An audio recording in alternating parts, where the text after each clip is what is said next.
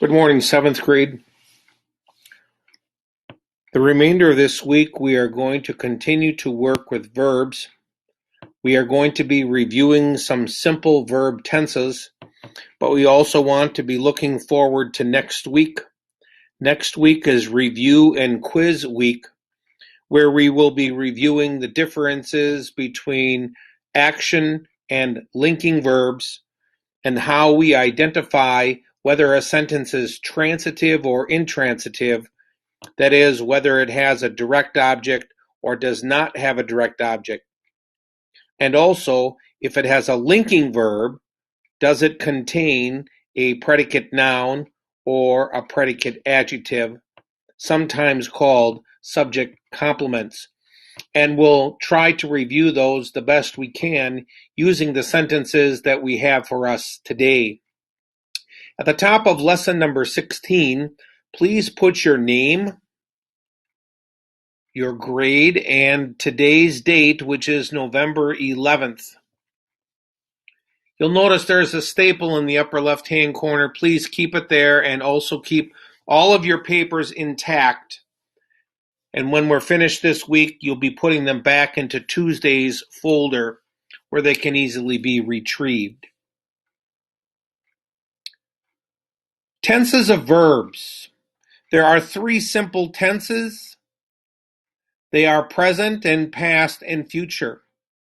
When we were looking at words earlier, we took a look at their suffixes. We were doing that to tell whether a noun was singular or plural.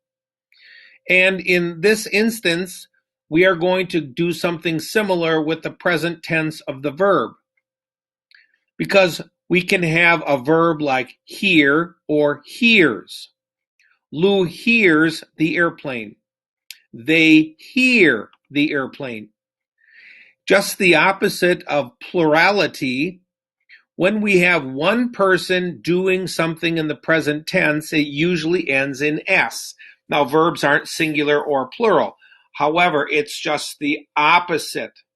So oftentimes, if a verb ends in S or it ends in ES, it is going to be a singular present tense verb. In other words, the subject is going to be singular. So, who hears? Lou hears, one person.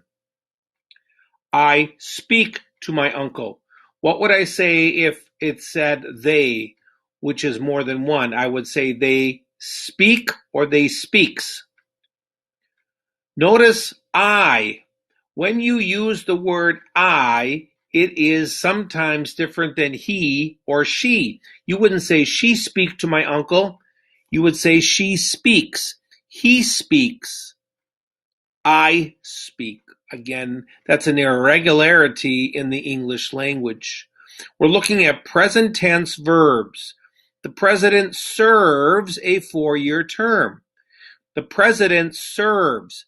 This is a singular verb. The president serves. Notice, Lou hears. President serves. In my sentences today, I not only want to be identifying the subject, but I also want to be identifying the verb, as well as any other parts of the sentence that we've already studied, again in preparation for my lesson next week. So today, what is my verb? My verb in these three are called present tenses. We were talking about how a sentence ended. We said sometimes the subject makes, or the suffix makes all the difference.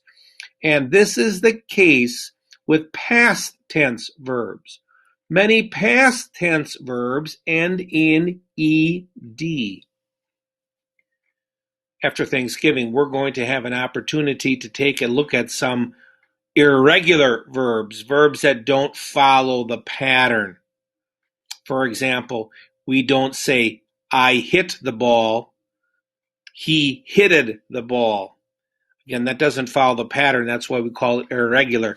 For our purposes today, we're going to be looking at past tense verbs that follow the rule by adding an ed. What did the teacher do? The teacher graded. When did the teacher do it? The teacher did it yesterday. Do you notice that yesterday gives me an indication indeed that it is past? It's a time when it happens. So I have a present tense. It's happening right now. Oftentimes they end in S or ES. I have the past, something that happened before right now. Many times they end in ED. Just as we have suffixes that end verbs, we also have things that come before them. Not to the word itself, not on the word itself, but actually another word that comes before it. You will notice this looks like a linking verb. When it's tied in with another verb, we call it a helping verb. And when we use the word will or shall before the verb, it is called future. When will I see the play? Tomorrow. That's not now. It's not in the past. It's sometime that is yet to come. We shall be late. In today's English, will is used much, much more frequently than shall. As a matter of fact, you might be processing on a Google document or on a Word document, and there might even be a squiggle that comes underneath it, and it might want you to change from shall to will. We oftentimes see those things also. Okay? So I have 3 types of verbs. My takeaway from today is I have present tense verbs, I have past tense, and I have future tense verbs. Again, I note that many present tense verbs will end with this, past tense verbs may end with ed, and future tense will be preceded by a helping verb, will or shall. As I scroll down here, class, I want you to note that we're going to be circling the verb, and there's a reason that we're going to circle the verb. And when I look at these sentences, I want to pick out as much as I can. Again, I want to use this as a review for what's coming next week with my quizzes. So let's try and put together everything that we've learned so far with these sentences here. What is my subject? John Steinbeck. You can underline or you can highlight John Steinbeck. What is my verb? What did John Steinbeck do? He earned. Notice my prepositional phrase. Again, you can highlight it or you can use parentheses for that prepositional phrase. Class, look at what is left in this sentence. What did John Steinbeck earn? What did he earn? John Steinbeck earned Nobel Prize.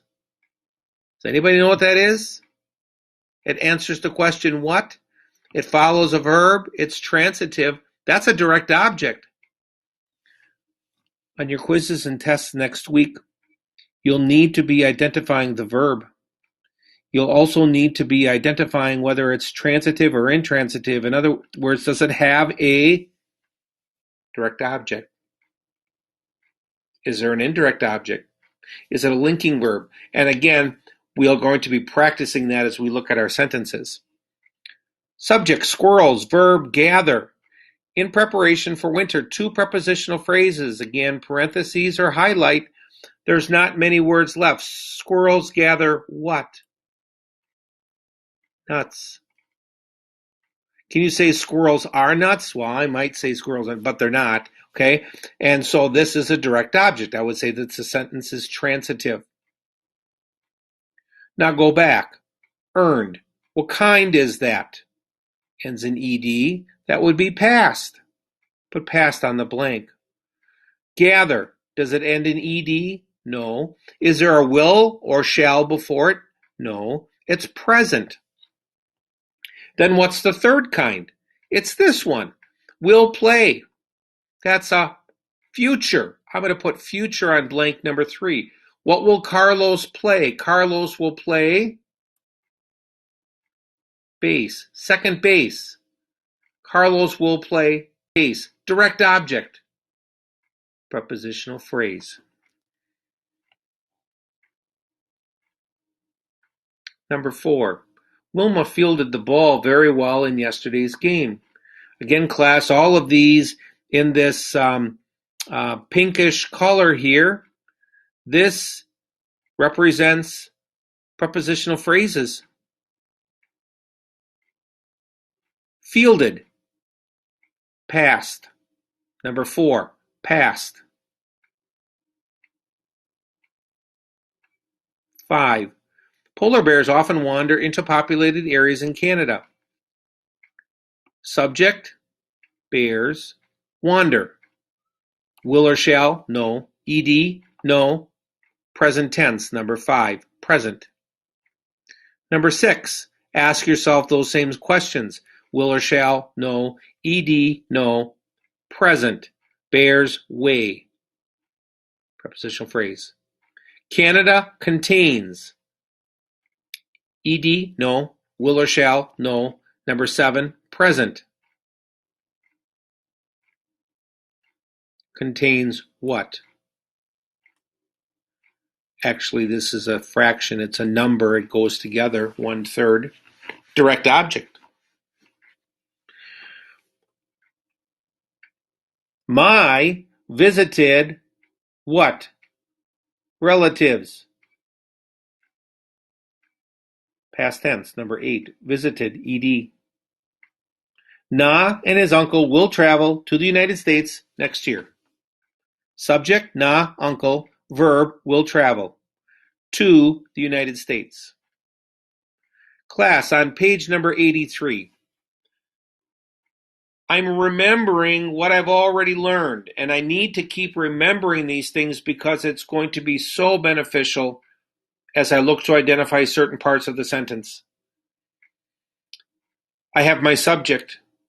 I have my verb, and today I'm labeling my verb present, past, or future.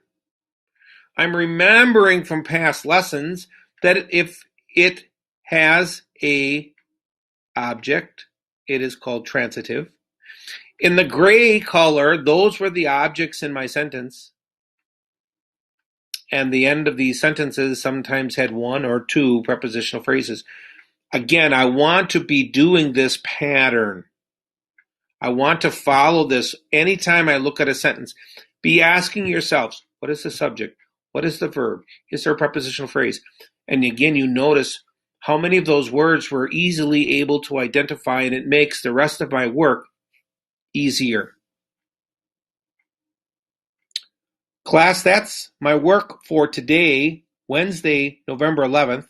Again, please keep these papers together, and tomorrow we will continue to speak concerning the use of these sentences as far as the subject, the present, past, future verb is concerned, and if there's any other descriptive words that are found in the sentence.